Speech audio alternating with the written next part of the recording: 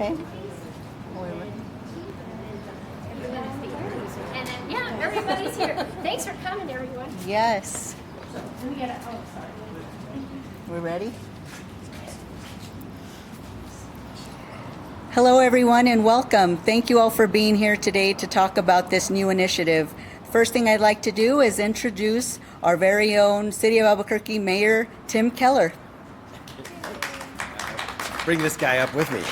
Okay, so today we're very excited because I think we have a demo pet, we'll explain later, and a real pet. This is for anyone who has a pet, or if you see an animal roaming the streets. We've all been in this situation. And the situation basically is this. Either you know that your dog or your cat escaped and you can't find them, or you see that dog roaming the street. What do? And, you know, for sort of everyday Burqueños, if you're on that end where it's like, what do you do? Well, I can call 311, or I can do different things, or I can look at the tag and this kind of thing. It's always tough, and typically people want to be helpful, but it's always kind of one of those tough decisions. But if you're missing your pet, your first thing is, I hope they have their tag, both their tags. Their sort of tag on their collar, but also the chip, the microchip tag.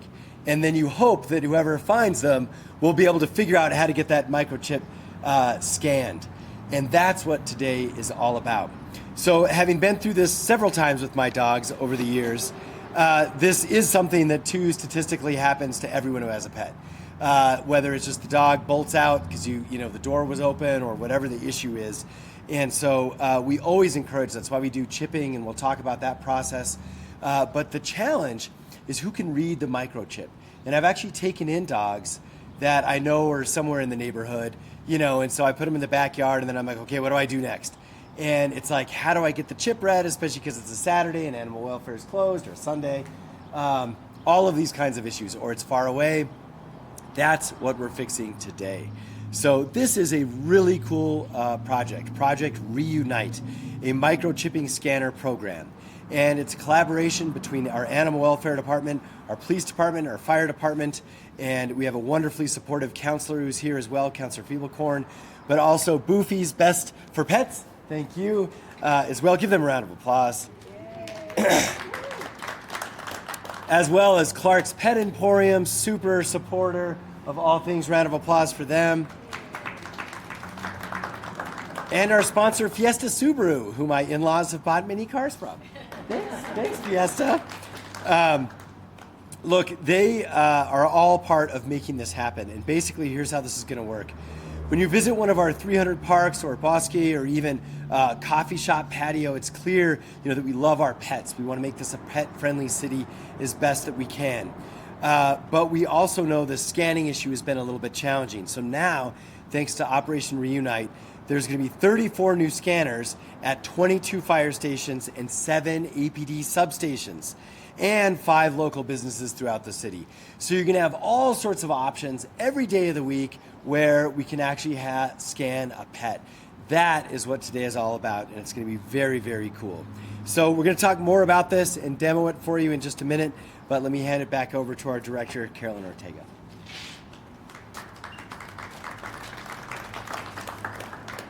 Thank you, Mayor, and thank you, Fire Department, APD, and all of our local businesses that are supporting this new initiative, as well as our great supporter, Counselor Tammy Feeblecorn.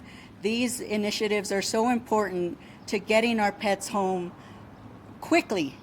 And the Reunite program gives the community members the chance to help. I get asked all the time by community members, how can we help? This gives them the chance to do just that, help us in their very own neighborhoods by going to a local and very strategically placed fire department, police department, or one of the local businesses to get their microchips scanned. The best place for the pets to be is in their very own homes. If we can get them there quickly without taking them to the shelter, we love having them at the shelter, and we absolutely do care for them. But the best place for them to be is home, and this is a great way to make that happen. AWD is so excited to launch this important initiative to keep all of their beloved pets together. Having the 34 locations to scan your pets is going to help us to reach that goal. Thanks to our critical partners. The public-private partnerships are so essential, and it really does convey the mayor's mission of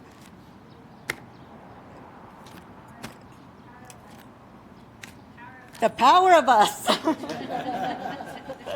The power of us. And by partnering with our other city departments, it also is the One Albuquerque spirit, which is so important. The resources that the city has, by combining those resources, we're going to be able to make a difference in the lives of these pets.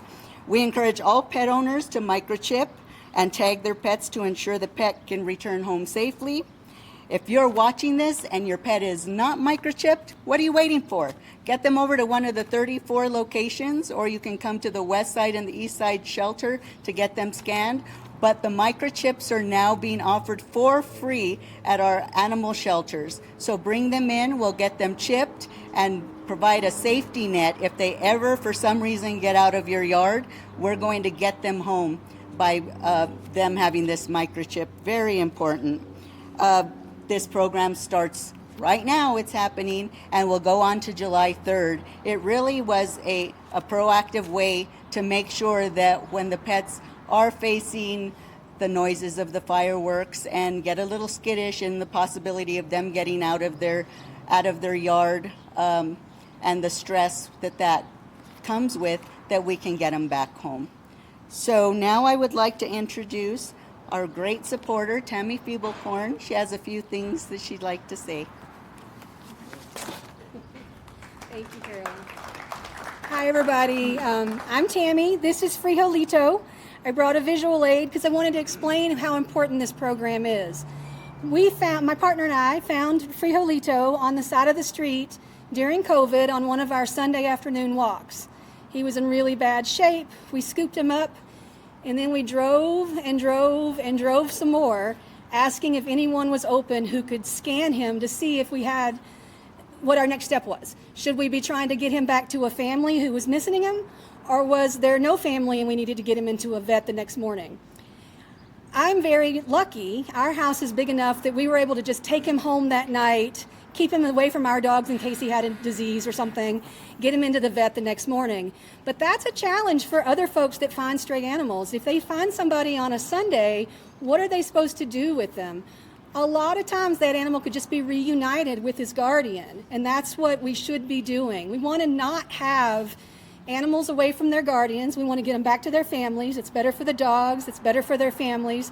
It's also better for the city shelter system.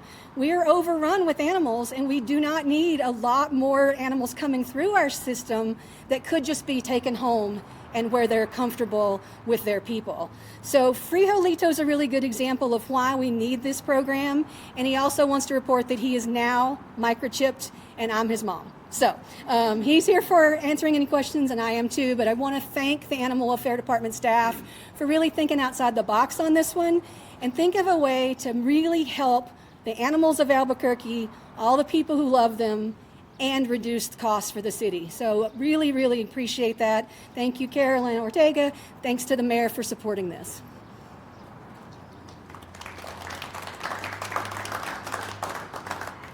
Thank you, Counselor. And now I'd like to introduce our very own Chief, Emily. She's a great supporter of this initiative, and there was no argument when I asked her if she would be willing to do this. She thought it was a great idea and jumped in, and we're so grateful for her. So Chief Emily. Thank you, Director. And I feel like it's unfair that I get to go after the cute puppy and the great story. The fire service has a history of adapting to the services that adapting to the needs of the community with the services that we provide. So we're at the new Fire Station 9 that opened actually during the pandemic. Old Fire Station 9 is across the street, and that one opened in 1954. And back then, the fire department really just responded to fires. But over the decades, we've really had to adapt to the needs of the community, like I said. And so that's included a multitude of response: emergency medical services, our special operations, our support services like our ADAPT program, our community paramedic program, HEART. And I think a lot of people don't know that we even carry oxygen masks in the event that we rescue animals from fires, that we can help provide them oxygen in that type of emergency. So when Director Ortega brought this up, we were very happy to jump on board with this program. This partnership offers us the opportunity to serve some of our smallest residents, our lost pets, that need to be reunited with their owners. One of the things that I think is really important for the public to understand is that fire stations, we have 22 of them located across Albuquerque. Fire stations are only staffed with firefighters. We do not have administrative staff at our fire stations. So please remember, if you do stop by a fire station to get a pet scanned and nobody answers the door, that means that our station is likely out on an emergency call.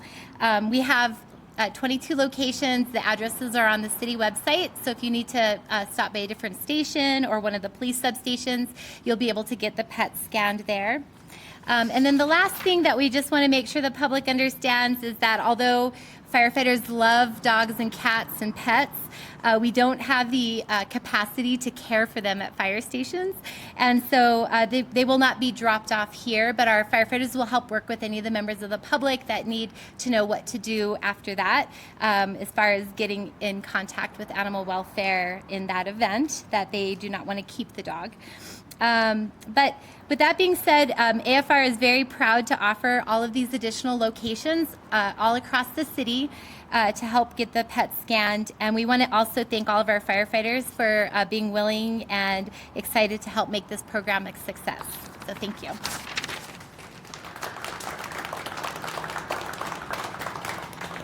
Thank you, Chief Emily. That's very exciting. Now I'd like to introduce APD Deputy Chief Josh Brown.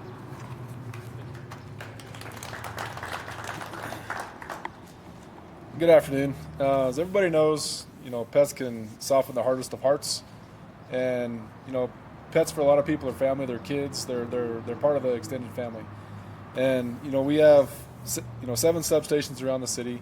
All of our professional staff has been trained in the reading the chips and figuring it out. It's kind of touched about what Chief Artemio said. We're not equipped to take those animals in and keep them. Although in the past I have seen officers, drive around for a shift with a dog in their back seat, trying to find a home for them. This makes it easier on our officers as well. We come across, dogs that have been left on the side of the road, dogs that are abandoned, cats. It's kind of heartbreaking to see, them in the back of a police car. They're not going to jail. We don't take them to the pound. So when Animal Welfare reached out and asked about this, it was kind of like one of those oh wow moments where we should have done this a long time ago. So looking forward to this. Again, they're all in all 7 substations. They're on the city website, and look forward to this partnership, and long time coming. Thank you.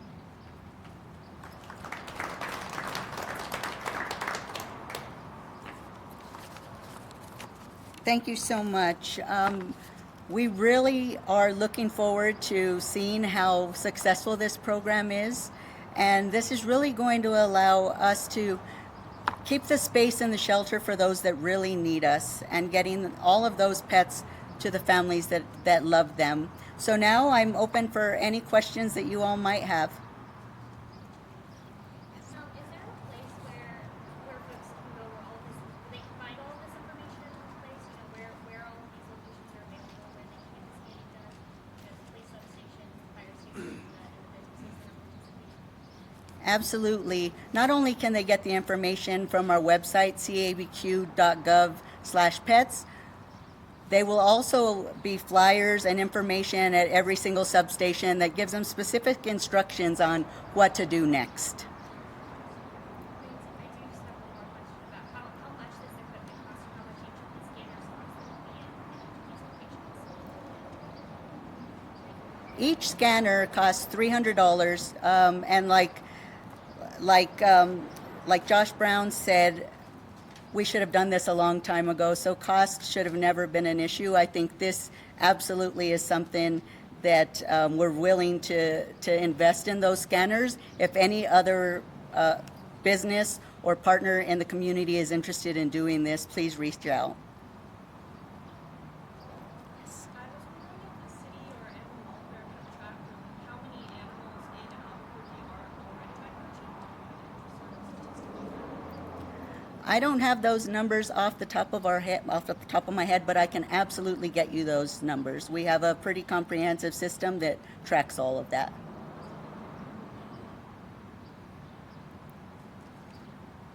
Any other? Are we ready for some demos? Yes. Okay, we'll test it out on the stuffed dog first, just to make sure everything's okay. So, I don't know who this is. I'm wondering the name of the dog, the owner. Let's see what turns up. So we'll let him sniff. Oh, yeah, likes it. Start at the head and keep going. His chip. Oh, And we there's got a his hit. chip. Nice. Does it say his name or anything? It does not say his name, but this is his microchip number so And that then we you look can up the put it into the website, find the company that owns that microchip, and find out who this dog is. All right. Next. Frijolito's ready for his close-up. And there's his chip. Not scary at all. Steps there, huh? Yeah.